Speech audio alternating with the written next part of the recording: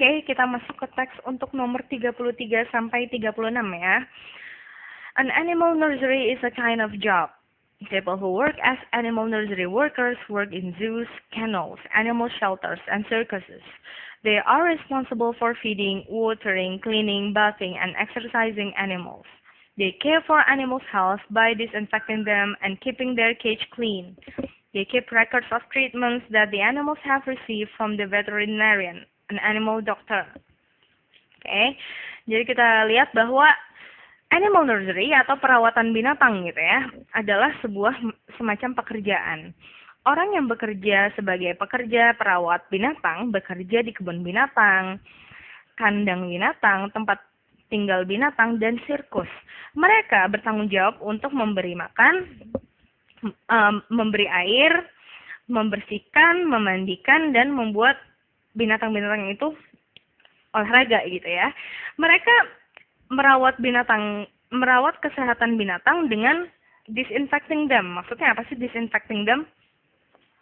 Ya, kayak ngebersihin kuman-kumannya gitu ya, dan menjaga kandangnya bersih.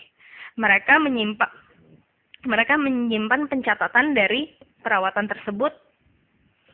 Maksudnya mereka menyimpan pencatatan dari perawatan yang telah diterima oleh binatang tersebut dari dokter hewan. Veterinarian ini adalah dokter hewan.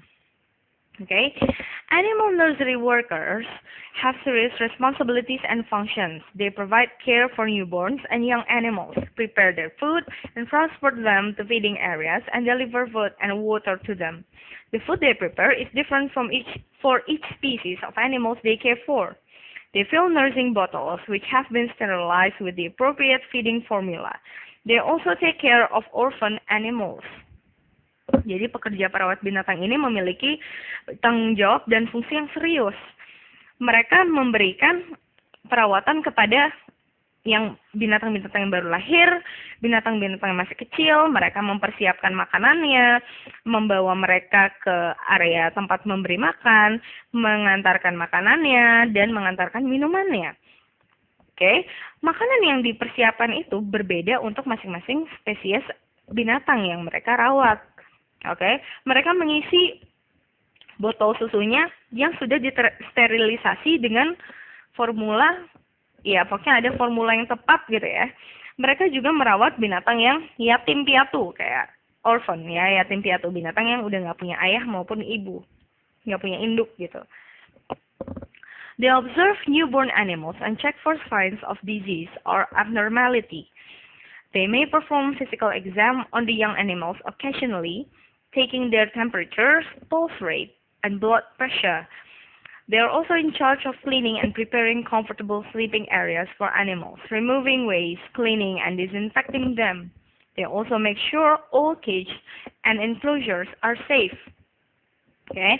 Mereka juga mengobservasi binatang yang baru lahir dan mengecek sinyal-sinyal adanya penyakit maupun kejanggalan, atau kelainan gitu ya. Mereka biasanya melakukan pemeriksaan fisik kepada binatang peliharaannya dalam waktu-waktu tertentu. Mereka juga ngambil temperaturnya, ngambil detak jantungnya, kayak denyut nadi gitu ya. Pulse rate itu lebih tepat, denyut nadi, dan tekanan darah. Mereka juga bertanggung jawab untuk membersihkan dan mempersiapkan area tidur yang nyaman untuk binatang-binatang. Mereka juga ngapain lagi nih? Ngambil kotoran-kotorannya, membersihkan dan membasmi kuman-kuman yang ada di mereka. Mereka juga memastikan bahwa kandang-kandang dan tempat tinggalnya aman.